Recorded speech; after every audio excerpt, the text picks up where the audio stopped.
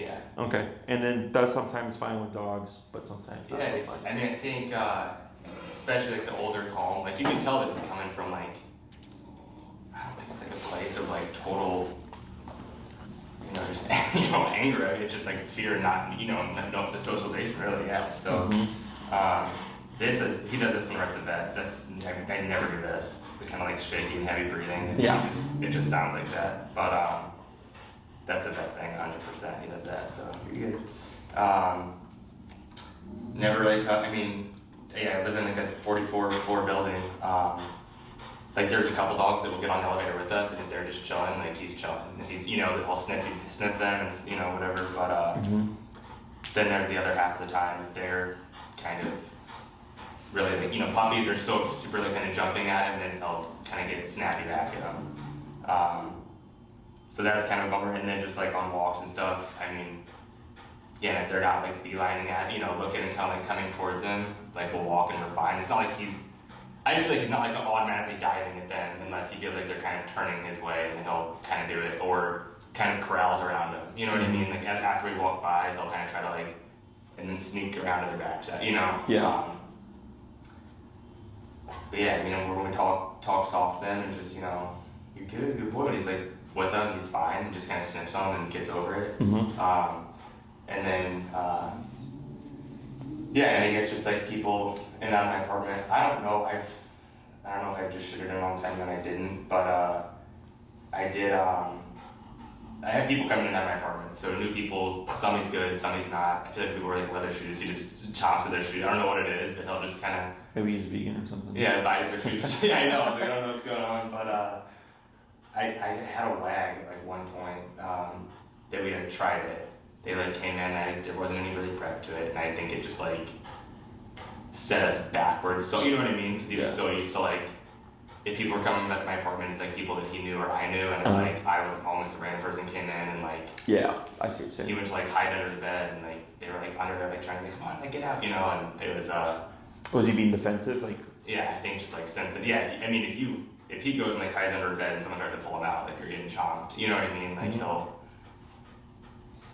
How long have you had him for? Like 4.5. He'll be, I guess, 5 in May, 15. Yeah, he's also about 5 almost now. Okay, so since he was 6 months. I've had him, yeah, probably like, I think a little bit younger than that even. I got him from Paws. Okay. He was there. Some family got him. They had like 3-year-old, like twin girls, and brought him home. And I think just like I don't know, he was snippy with them or what when he was like 3 months or something. Maybe also puppy, I don't know. So then he got returned to Paws for like a month, and then I got him from there. Okay. And then why now in terms of like addressing the issue? Yeah, I think obviously it's something that like earlier on is always better. I do travel a lot for work too, and I had a roommate for a long time, and like now I don't with it, and I think like always being like relying on my friends, like you let him out, you do this, and it's kind of like I can't do that all, and so we've done that dog hotel when my friends was there. They went there and he's done like a night there, a day there, a night, and like you can tell he's like timid and kind of like in his corner a little bit. Kind of has to be a special situation. Definitely more people person. There's like 20 dogs. I remember they had that video, and like he just like wants to jump and like sit on whoever's in the room and just like look at them, So it's those things where like you're supposed to maybe send them more and they get used to it. But I think, I don't know. My friend Mike, he was just like, yeah, literally, like, it's just the extra. When you can like pay for that extra attention for boarding too, like it's kind of like that board and train thing is kind of what also like led me to not just like, putting him in and just like dumping him and with 20 other dogs or whatever, and there's an option for something else, I guess, there too, is what I was just trying to figure out. Okay. Anything else? That's really it. I don't know if that's a good thing, but yeah, the barking people come over, I have like those collars. I don't know what you think about that, but like the bark collar? Yeah. Is it the spray kind or the stem? I have the stem. I don't have a spray one. Okay. I used to have one that was like on its own. Like it wasn't me doing it. It was like automatic. But he like yawns and like makes crazy noise. You know what I mean? He's just like He's but he's like maneuvered around playing. it. He's like talking loud, and he's doing something like. I remember one time he was just like literally like playing with us and started getting like zapped and like you know what I mean? Because he was like Oh, I see what you're saying. like kind of like jumping with us, and I was like, that's not like. Yeah, not now. I'm not trying to do that. Like, so, and then he's like, what am I, just so, yeah, just like a quirk. He's honestly just like, he's comfortable with me, comfortable with my friends, and I want to get to a point where I can board him and he's not like, I'm going to hell every time. You know what I mean? Like, miserable doing this. Yeah, I got you. The vet, like, I mean, when they're trimming his nails, they have to have like 4 people, so I try to like, when they're giving him treats, like really rubbing him out, and he's terrible with people touching his hands, And that's just in general? Yeah. Okay. It's funny, the hands, like, I can literally like, run my fingers through his teeth, like, but like the toes, like, he does that, like, they'll like, no, like, Yeah. Okay. Anything else? No, yeah, just getting a comfort with him, and then, yeah, just the dog comfortability, I think, too, yeah. Okay. So, and it was like some kind of Chihuahua Whippet mix or something? So I did one of those things. It was like Chihuahua, Min Pin, some kind of terrier. Okay, yeah, I like could see little Min Pin. Italian Greyhound, little something, Yeah, I could. That's what I see. I It's see like a Chihuahua, Italian Greyhound is kind of what little baby with it, yeah. He's Italian. Yeah, exactly. They keep coming up with combinations of names, man. It just drives me crazy. Right. So definitely have a anxious dog for sure. Mm-hmm. And this is all genetic because, as you said, when the family adopted him with the twin girls, whatever, at 3 months he was already being defensive, right? Right. So that's not uncommon because people usually think like that they did something wrong or somebody abused the dog and that's why the dog's got all the issues. No, a lot of it's, most of the time it's genetic. Right. So the issue is if it goes unaddressed, the dog never really overcomes it. Right. Right. So now, at 5 years old, like this is a very big part of them. Right. So when it comes to the leash reactivity, that's probably the easiest thing.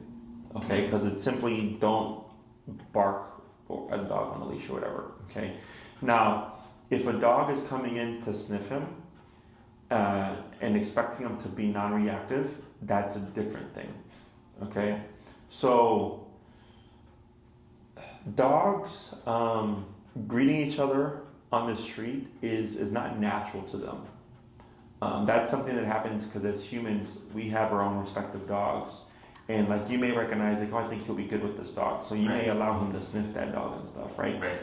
But in the animal world, that kind of like communal socialization thing isn't really a normal thing for them, like it is for us, Right. But even for humans, like, if you're walking down the street, like how many people do you say hi to that you don't know? Right. Or go up to and say, hey, how you doing? I'm Steve, right? Like it's like probably none. But yet for dogs, when people see another dog, it's kind of like they have to say hi, so it's not normal to them. So my expectation for my dogs is they should be able to walk past other dogs and have dogs walk past them with no reactivity, right? Like I may not say hi to everybody when I go to the store or when I go for a walk, but I'm not yelling at people, right? Like, so it's kind of similar for dogs. Like I don't need them to say hi to everybody, but I just need them to like not bark at dogs or whatever it is, right? To not trigger. So then if a dog were to try to invade his personal space and sniff him and he were to become defensive, technically that's not wrong, okay? Can you correct it? Yes. The issue is he's doing that because he's uncomfortable. So now you're forcing a situation where your dog is uncomfortable, and then that's where we can start getting some distrust going on. Right. Because he's like, come on, Dad, like what the fuck? Like this dog's just coming into my personal space and you're not doing anything about it. Does that make sense? So when it comes to like socializing them and coexisting in the world, people coming over is a different thing, or like even being here, like those are all separate things for him, right? So at a bare minimum, what I would expect for your dog is that when you go for a walk, I don't expect him to say hi to every dog. Maybe the dogs he knows and he is comfortable with. Any other dog, I'll just say no. Right. But he is to be non-reactive and behave himself. Okay, that's the bare minimum. When it comes to people coming over, it's one thing when you're home because there's a ritual, the doorbell, the door knock, the buzzer, the knock, you let them in, right? That's familiar to him. with the WAG person, where it's you're gone, he's alone, he's more vulnerable. So when they enter, he's going to feel more threatened because he's defenseless. You know? So then when he goes underneath the bed and they're trying to grab him, and he's like, I don't know who you are. How the hell did you even get in here? He doesn't understand, like, oh, Dad, you set up a 12 o'clock appointment for WAG for me? Okay, cool. Like, you know? So all that stuff is normal. So then it just becomes like, I've had dogs in the past that I've worked with that have, yes, gotten good with like that scenario, but I've also had dogs that I've worked with that just never got better about it, right? And I told the owners, like, it's nothing bad. It's just when your dog is alone, they're more vulnerable. So and the person who's coming in doesn't know how to handle it. So then it's just two bad things going on. I tell them not to worry about it. When it comes to him doing daycare and or boarding here, that's not a problem. I cannot make your dog comfortable though. That's just something that may happen in time. Now I run a quiet kennel. It's not like constant barking. It's not 30 dogs in a room, which can be overwhelming. So in terms of that process, one would be with the staff. As long as there's no issues with the staff handling them, that's the easiest thing. The next thing is, staff will we slowly acclimate the dog to the facility. So it's a 3-day process. Did you read any of this stuff? Yeah. Okay, so you're aware. So the first day he's just here, right? The staff takes him out the potty, they walk him around, they might do some treadmill time with him. It's a lot of staff stuff. But he's here to observe and just see like, okay, this is like what's going on, right? The next time that he comes in for day 2, they start to bring him around another dog around him. They might even try to do some sniffing. They see how he handles it. Does he get tense? Does he get defensive? Is he snappy? Is he just too nervous to care? By the 3rd day, it just depends on how those days have progressed. They may push it to like, we're going to pair him with a single dog that's the same size, or a female, or a very passive, golden that we have, and then see who he vibes with and see who he doesn't vibe with. And then over time, gradually see if they can work them into a group. But then there's some dogs that just don't do well in groups, so then they'll be paired off with like a 1 or 2 dog group, you know? So, but if he's just the kind of guy where it's like, whenever he's out of his element, he goes under stress, that's where we can't guarantee we can make him comfortable. Because that's not even the environment now, it's him, you know? But it's, like right now there's like, I think 20 dogs back there, and it's quiet. There could be 60 dogs back there, and it's still just as quiet. So that helps the dogs, in my opinion, relax more, because it's just not constant chaos. It's not constant barking, and it's not just like whole stressful situation on all fronts. It's one thing if he's stressed. It's another thing if everybody is stressed. Okay. So when it comes to approaching the training and stuff, which then would pair into like the boarding and everything, is then if like, technically speaking, like this anxiety here could be corrected. Okay.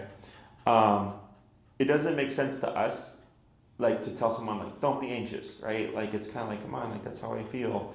It gets more complicated. For dogs, it's literally that simple.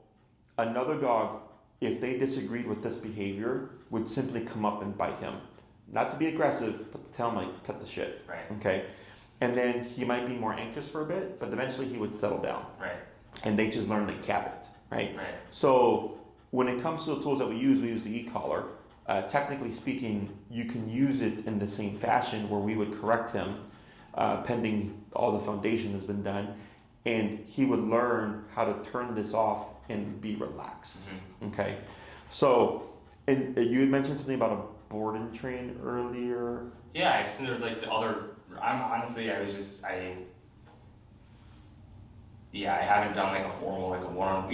I've.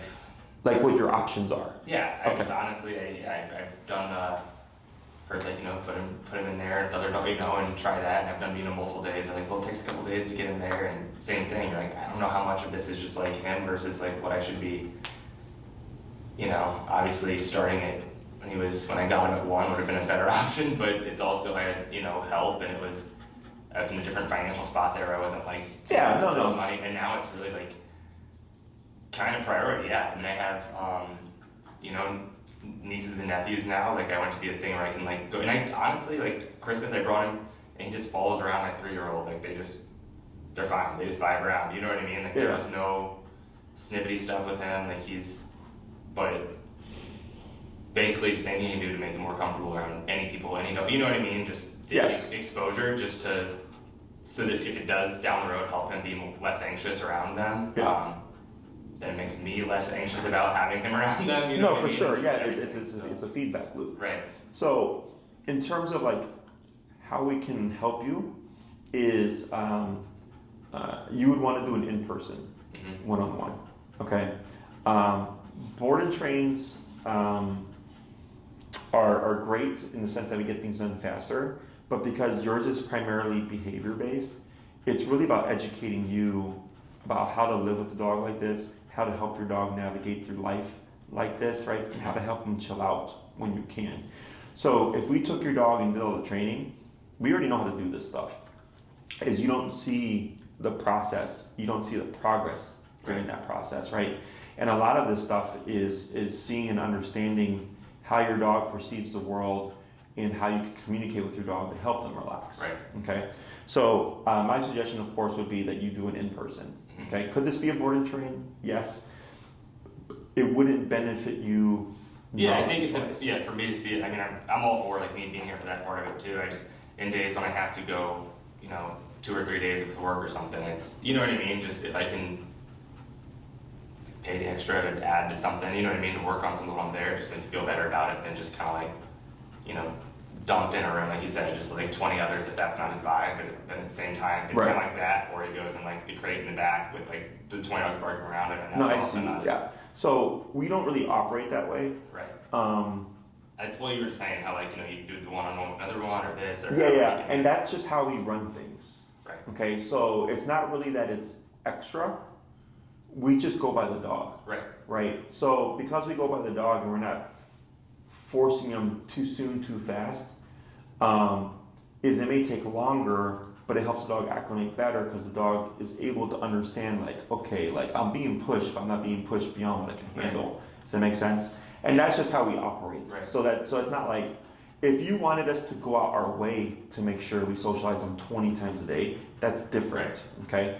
So the way it works when we get dogs that have behavioral issues, and this is from what I see so far, from my understanding, a moderate to mild case. We have a case right now back there that's boarding with us for the night who was more of an extreme case and has done great here with my staff. Because he was towards people.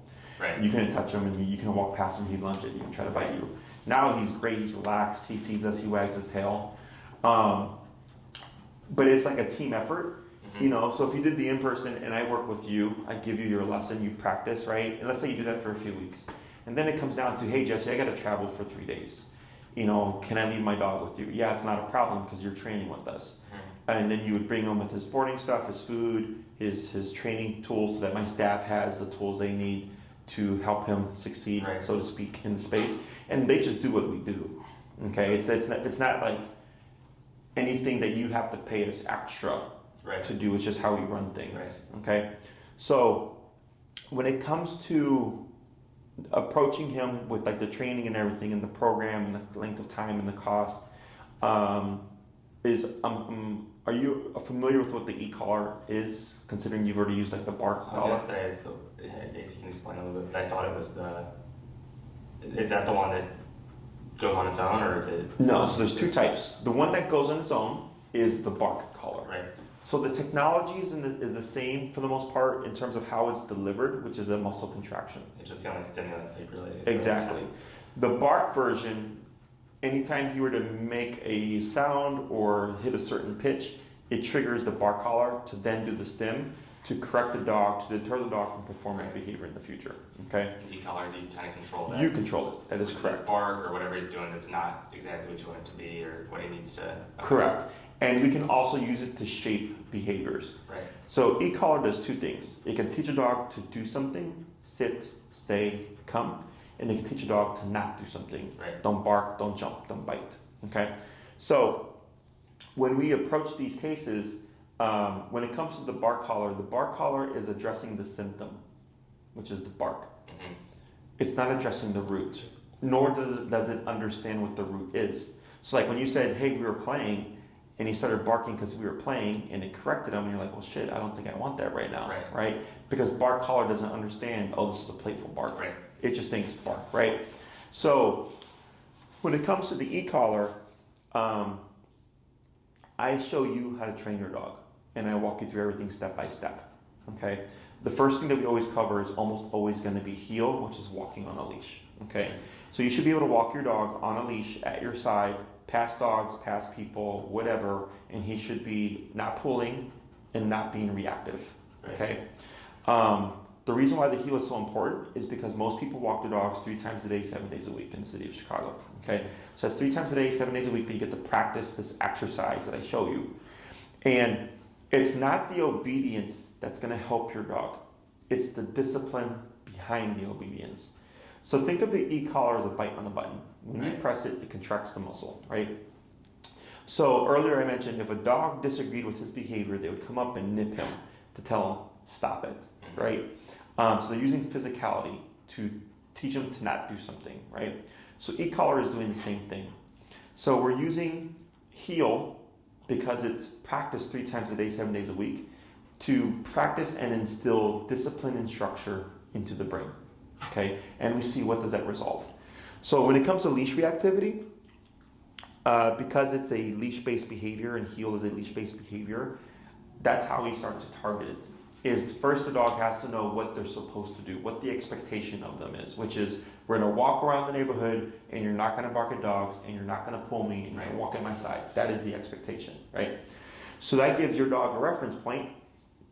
So should he be reactive or decide to be reactive or think about it, when you correct him for the behavior, he would then go, okay, dad doesn't want me doing that.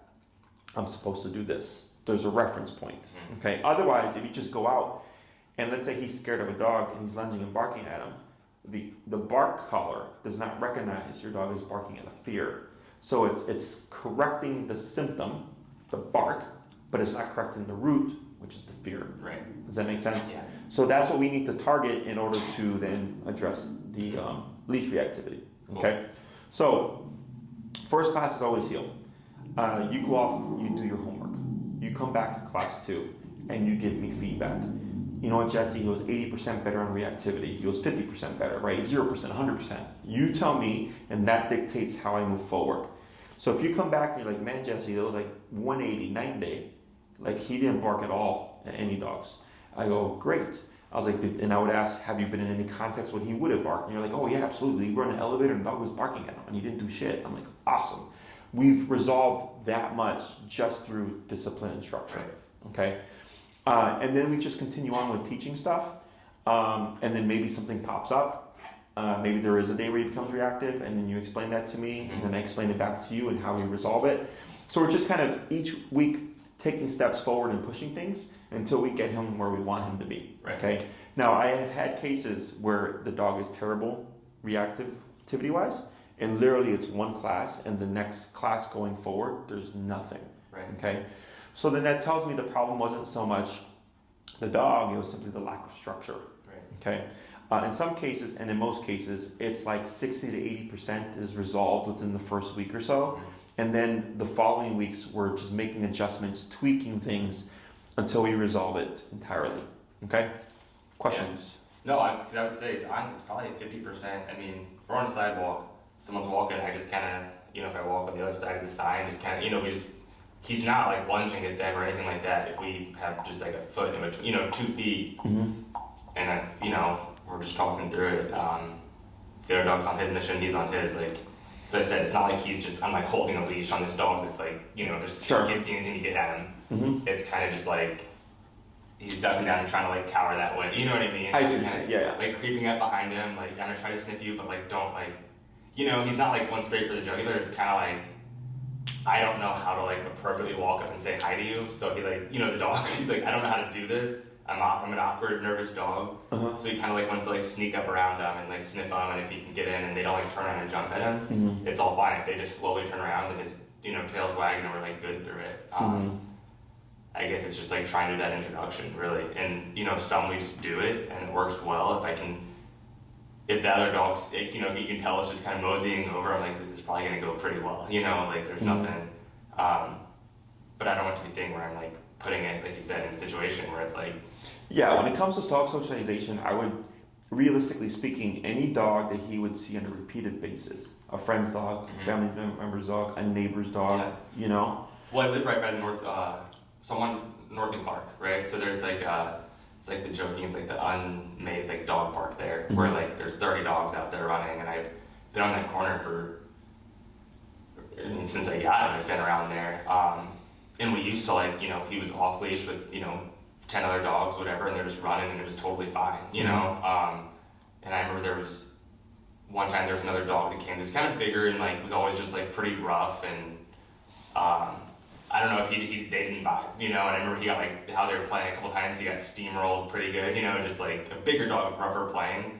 I don't know if he just didn't get it, but it seemed like there was like 2 times at the park, something happened with a new dog, and like since then he's been like nervous and just had a bad experience, and now it's kind of like, I don't know if I'm gonna go back to that park, like. Yeah, that makes sense because personality-wise, that's who he is, right? Right. And then you add in 2 to 3 negative experiences at this location, and it just, that all makes sense to me. Yeah. Whereas any other dog, they might have a negative experience and then just like recover and then just keep playing, Right. But because he's predisposed to all this stuff is why all that happens. That makes sense. Yeah. Okay. So when it comes to trying to like reintroduce him into that space, the issue is that it's an uncontrolled environment, correct? Right. Yeah. Because anybody can bring their dog, so to speak. Right. So because it's uncontrolled, there's no way to kind of guarantee it's gonna go well. Right. Right. And that's where the issue lies, because like if you always, like, let's say it's a friend's dog and you know the dog and he's always seeing that same dog, like we're not really expecting things to ever go south. Right. But if you're at the park and it's usually the same crew, and then there's a person walking by like, oh, there's people with their dogs, and we bring my new dog, and they let their dog off leash and it just bulldozes into him, that's where things get a little tricky. Right. Okay. So when it comes to like being able to handle more stress, which is what some of that is that the way the training can help is that the training is stressful for the dog. Okay. And I expect him to become more anxious, maybe even a bit more nervous. Okay, it's normal, it's part of the process. Mm-hmm. It's counterintuitive to us to think that exposing a dog to stress would help them get over stress, but it's how you do it. So if I have a dog that is scared to walk outside and is pulling all over the place and they're just scared of everything, you could keep walking that dog and chances are they won't get over it because there's nothing to bring them back to reality.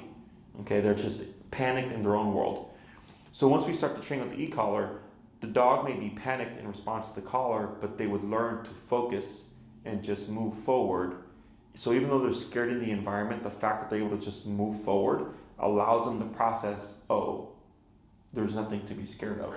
Okay, it's just like with humans. If you try to shield a child from stress their whole life, it's going to happen at some point. Except then when it happens, they've been shielded from it for so long, they don't know how to handle it. Mm-hmm. Does it make sense? So same thing happens with dogs. So dogs with their puppies, like they'll bite them and nip them and all that stuff, and correct them, which puts them under stress, which then toughens them up to be able to handle stress. Right. Okay. So physicality, when done correctly, can toughen up a dog in the sense that, let's say he's walking and a dog goes to approach him, and typically that would stress him out, is if he's handled a greater stress, an example, physical consequence, that becomes less stressful. Does that make sense? Right, yeah. Because one is an emotional discomfort, whereas the other one is a physical discomfort. Right. So the physical will always override the emotional. Right. Okay. So then it allows him to kind of think through the process and like, okay, well, I've done this before and that was more stressful, so this shouldn't really be a big deal. Now, does it mean it will happen that way? No. But that's how it happens, or can happen, in all the previous times that I've done it. I get cases where they'll learn to contain, but they'll not want to open up to be social. Any other cases that open up to be social. Right. So there's no guarantee. The good thing here is that he actually is social to a degree. It's just because of his nervousness. If something triggers or goes wrong, he just cowers. Right. Okay. So when it comes to like length of time and how we'd approach this and all that stuff, your key things are you'd like to have a place that he could go to, right? Where he would ideally be comfortable, or as comfortable as he could be. Yeah. you'd like to have people come over and him not flip out. Yeah, because I mean, it's like I said, half the time people come over, it's one of those things where I'm like, do I let him, try to have him pet him and he's doing good wagging his tail and the next person pets him a little different, he doesn't like it, and I can tell that he's kind of like turning his back on it, like starting to do that, Mm-hmm. and I'm just waiting, and he's never like, I'm gonna lash and like get him, but you can tell he's like just annoyed, like don't stop, I don't really getting pet, So it's so like person dependent, and just like what I picked up on is just like if they're extremely chill, you know what I mean? Yeah. He's for the most part, Yeah, and that's a nervous dog. Yeah. Trait. So nervous dogs tend not to like big, fast-moving, erratic energy, right? So like kids. Yeah. Right? They can be playing one second, also running across the room, right? It tends to be a bit erratic for them. People, when they see a guy like him, oh my God, look at your cute dog, this and that, right? And they're in his pace, and he's like spacing, he's like, oh, right, what's going on? It's too much pressure. So that's all nervous dog stuff. So part of that is when people come over, it being a more controlled context where you're like, because, and it sounds stupid, but he will never learn that when someone knocks on the door and you let them in, that is someone that you're inviting in because you know and trust them. And maybe that's my thing too, like how my apartment is, like it's that door's open. So like we're around the corner in the kitchen and like he'll hear the door and someone walks in.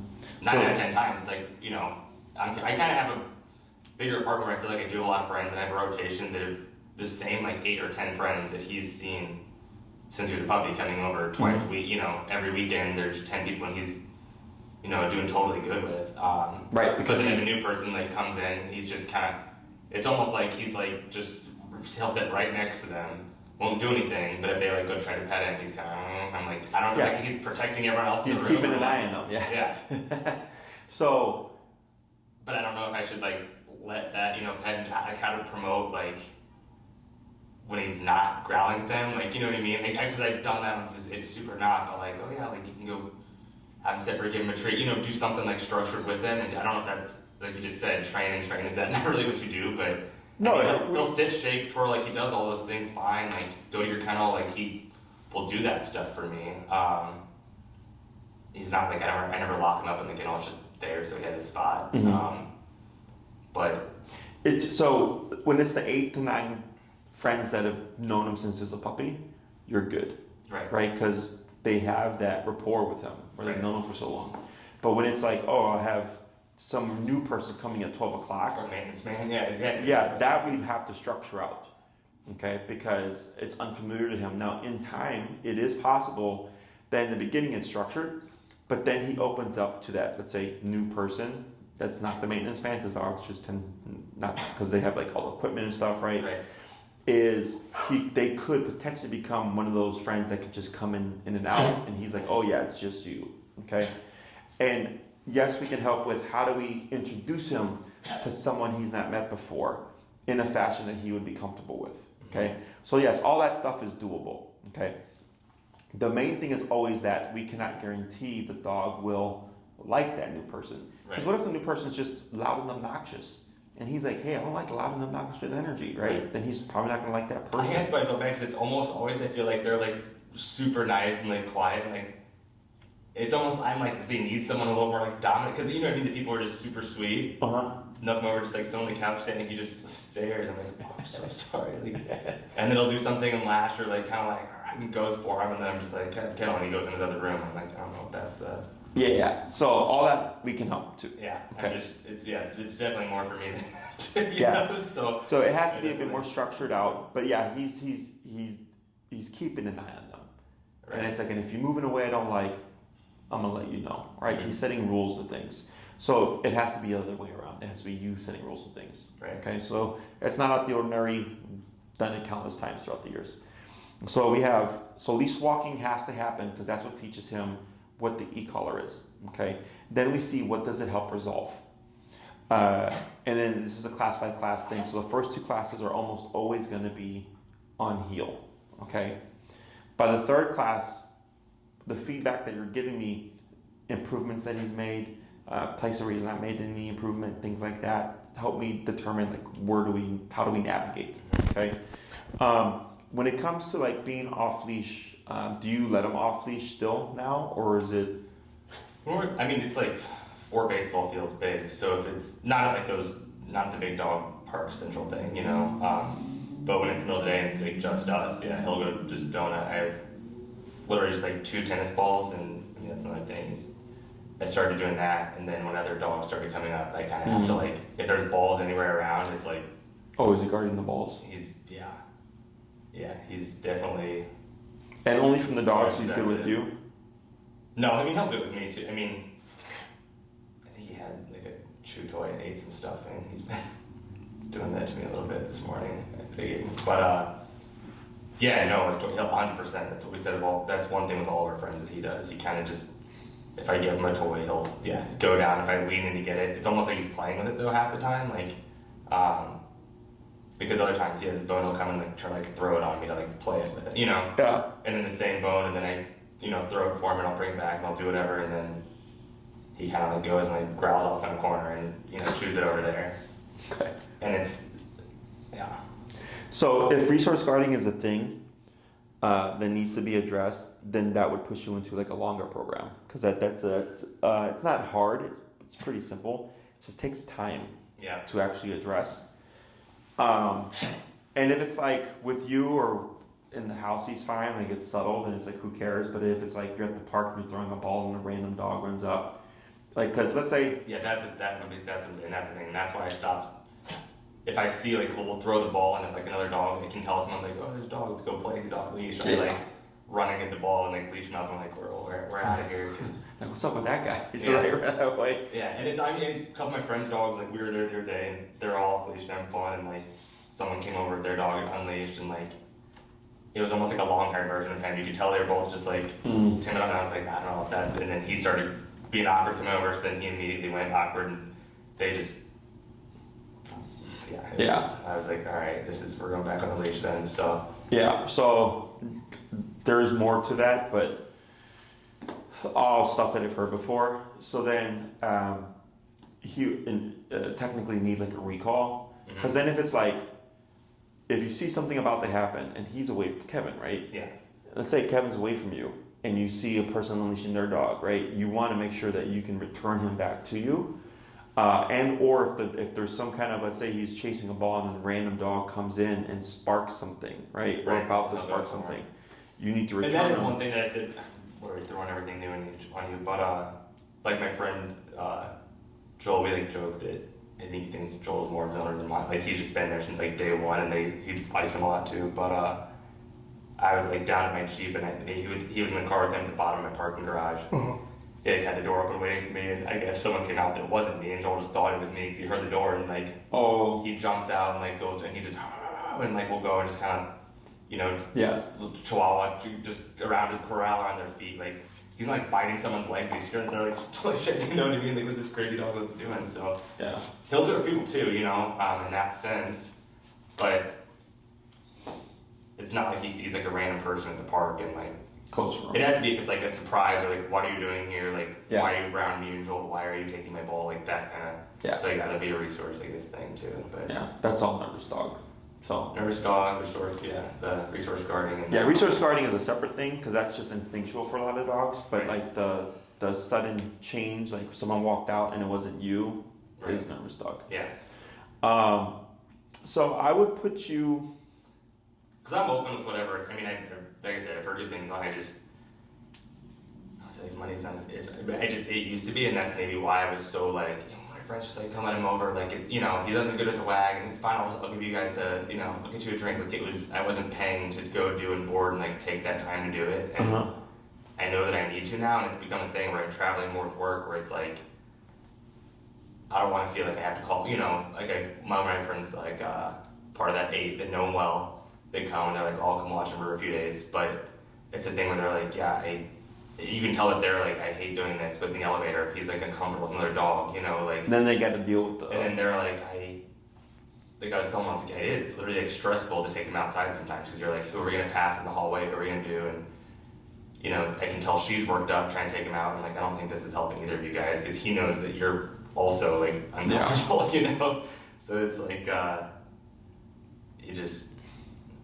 needs a little more on it. I know, I was gonna ask this too, like, I don't know what kind of extended stuff, you guys do or you recommend anyone for that, but I know there's gonna be another thing that kickstarted me. It's like the end of July. I know there's gonna be like a 6 days in a row where I have to go do something in Denver and Boulder for work. Mm-hmm.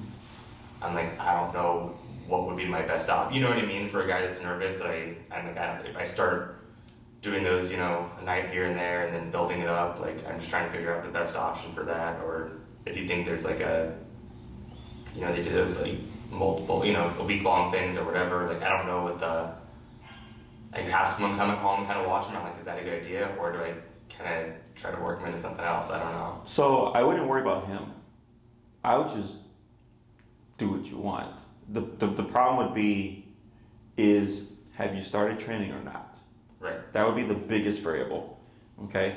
So let's say you started the training. And I teach whoever shows up. So if it's you and like another person, that's like, this is the other person that would handle them the other 40% of the time, it would be worthwhile to educate them so that this way they could reinforce the training and not be stressed out when they take them out. Right? So then, if it's like, well, I have my friend who can watch him for 2 days, but then the other 4 days he needs to be bored somewhere, then he would be welcomed here because we'd have the tools and everything. Don't worry about trying to ease them in, right? Because it's like going from day to 6 days. It's, do we have what we need to help your dog do well? I guess that's what I'm saying. I think being single and everything else to this, like I'll take 3-day trips and I'm like the entire time like miserable because I'm like, you know what I mean? I'm thinking like, what am I, how, God, Ellie just told me he's doing that. You know, like I can't even like take a trip without feeling like, or if I try the dog hotel, I tried that and I'm like watching the video of him like shaking in a corner and I'm like, oh. Yeah, that you have to let go though. Yeah. Because him, like, even here, right? Maybe he could give us the same thing here. Right. Now, I would hope that because we are not going to throw him in with 30 dogs, we don't even make 30 dog groups. The most we do is 8 to 12. Okay. Is he may still be doing that just because he's just very uncomfortable, and that's where we can't force that. That's just that's him in time, right? So I wouldn't worry about that. So you would have options if you had already started. So for our daycare and boarding, if we've trained the dog or are currently training the dog, as long as we're far enough, in this case it's simpler. I get like dogs are legitimately human aggressive, so they have to meet a certain point before we can take them in. Is they're welcome to use our services because they're training the dog. We have the tools that we need. Okay. For our clients who have not trained with us, they have to pass the evaluation, which is the 3 days, and then their dog has to come at least once a week for a month before they can begin boarding. Okay, so that by that point they've been acclimated enough. Okay, so for you, you know, if you started the training, we're in May now, and your trip is in July. Like you have about a month and a half or so to start the process. Do the evaluation days if you wanted to get them. You know, we recommend it even if we've trained the dog, just because it helps them ease into the environment. Otherwise, we've also done evaluations during the boarding process, but it's recommended that you do it prior because then he'd be here for a bit, you pick him up, he goes home, and he starts to kind of get this routine of like, okay, this isn't a permanent thing. So by the time he's here for a 6-day board, it's much more familiar to him, and it's not just a shock to the system of like, here you go, you know? So yeah, so I wouldn't worry so much about that because you technically do have an answer here. Okay? And then we'll handle the rest.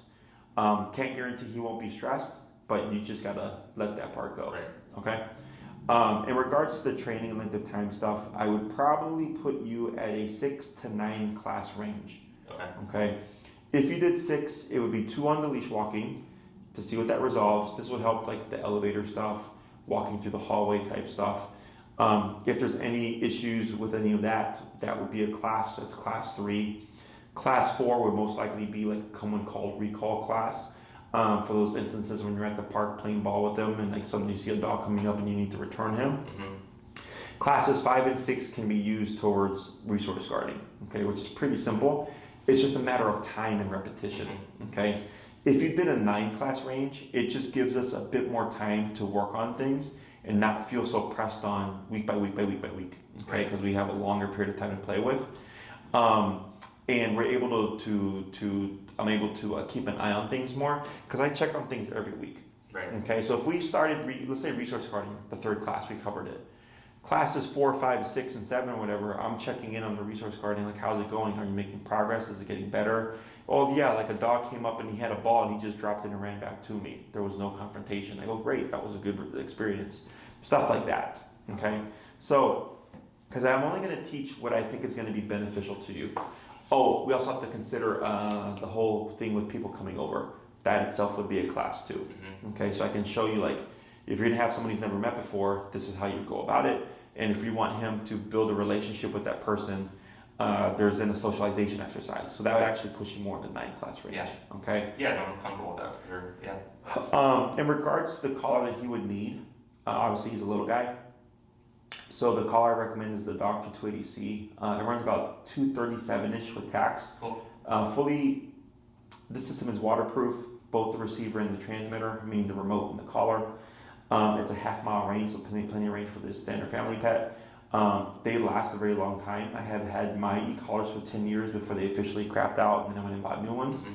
So they're a little bit of an investment, but they'll last quite a while. Yeah. They do come with a warranty, so if you need to send it in to be repaired, not a problem. They'll send it in. You get a 1-year warranty. If it's post 1 year, you may send it in. They may charge you like a small fee, but then fix it and send it back, no problem. Okay. In regards to like the evaluation process and everything, what I would suggest is if your next trip is until July, is book with Maria to start your training. Once we've had classes 1 and 2 in, or actually even 1, you can already then start the evaluation process. So not only would we be acclimating them for the boarding, but we will have also the tool that we need. So if he's sitting there anxious like this, we have what we need to help him relax, right. Okay?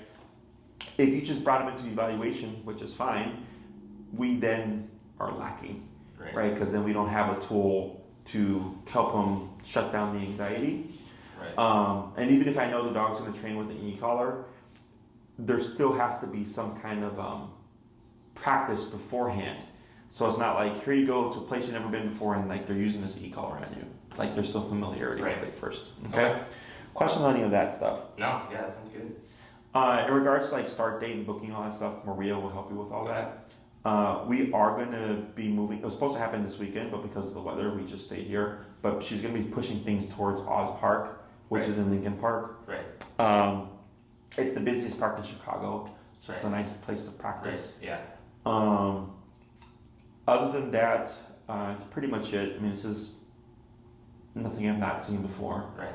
Pretty common. Yeah, that kind of when he walked in, that is strict, like vet. That's, you know what I mean? Like there's some spots that like, or vet or the dog hotel, I guess. Yeah. You know, that's really the only time I ever see that. Yeah. And the veterinarian's a pretty common one, you know, because there's so much shit going on there. Right. You know, there's the hustle and bustle of like getting dogs in and out and all that stuff. So that's not uncommon. Here he's already relaxing and then even just gravitating towards me and stuff, which is good. So isn't that it when they like kind of like just sit on your foot kind of whatever? That's like they're good with you. Is that the kind of, but they could also be claiming. Okay. You know, and they come and sit. Like let's say I brought in my Chihuahua and he turned and sat right on top of you. He's saying, "This is my human. Don't come close to us." Okay.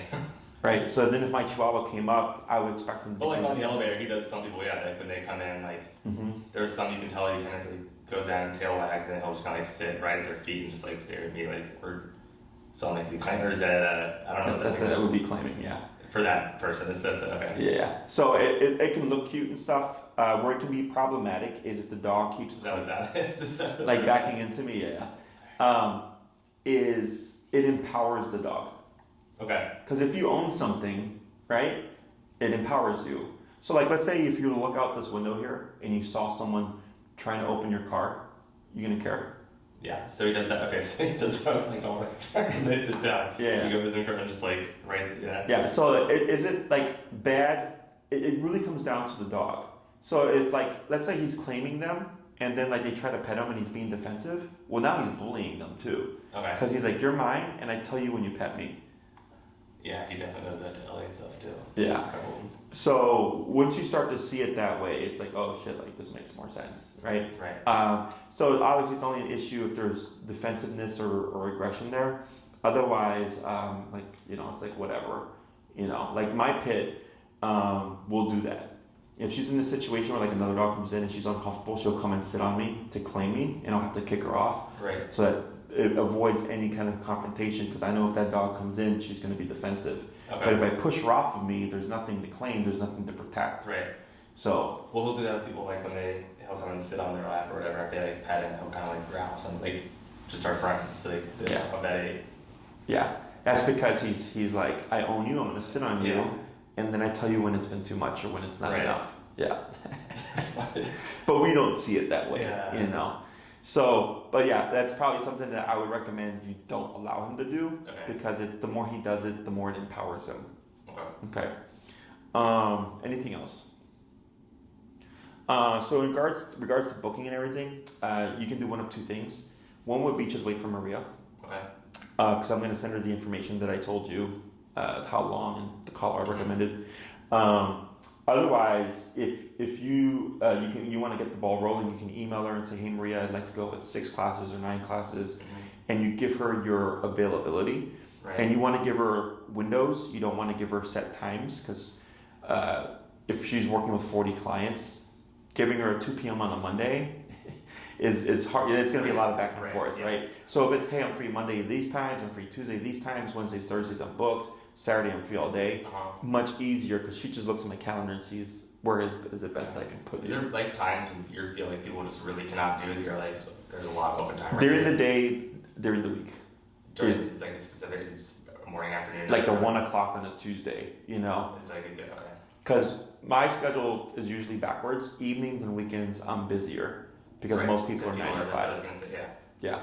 Otherwise, right now it's a bit of a lull, because we're still the winter gets slow. No one wants to train outside. Right. So you have more opportunity to get in, like on a Saturday or whatever. I remember telling her, I was like, it's such a weird. I do kind of like med device sales. Yeah. So it's a rotating during the case, but it's, you know, a lot of times it's just 7 a.m. start and I'm out of there at, you know, 12:30, 1 o'clock. I'm done. Or there's, you know, 2 days a week where it's a procedure that goes 7 to 7, and then I don't have anything Wednesday, Thursday, Friday physically that I have to like be at. You know what I mean? I gotcha. So what you can do is, if you have an idea of what your schedule is at least 2 weeks in advance, right? Right. Or whatever you have, we wouldn't commit you to a time, because usually it'd be like, let's say Saturday at 1 o'clock. Every Saturday at 1 o'clock for 9 weeks, we meet up. For some of our clients, that doesn't work, because they have like a rotating schedule. It's usually people like in the medical field. Is they just give Maria their schedule, and then she puts them where she can. Right. But then there might be a week or 2 where we don't see each other, because our schedules just don't line up. That's what I was gonna say. I told her, I was like, if we tried to do one, I was like, I just get called in for a case for that day, but I was like, you know, literally the next 3 or 4, like if someone calls off on you, does anything, I was like, I pretty much do have the flex, you know, because I don't know until those like 3 or 4 days before.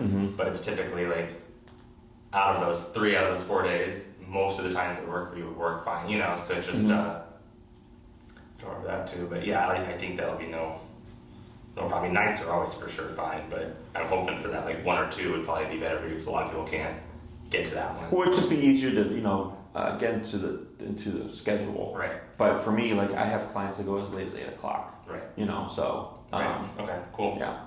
And then just give her a 5 to 7 day business turnaround. It shouldn't be that way, because it's slower right now. But that's just because since you've submitted your consult, there was another consult, other consults come in, there's previous consults that are booking, and then there's my current client list. So she's managing a lot of people. So then, but once you're in the books and it's like, okay, now you're a client, now it's different, because you're already in the roster, and it's like, okay, we gotta make sure we get them booked every week, okay? Other than that, she'll provide you with all the information, including the caller. And then if you have any other questions, you can just let her know, and then she'll get you taken care of. Cool. Okay? Sweet. Anything else? No, it's good. Cool. So nothing out the ordinary here. Pretty standard nervous dog.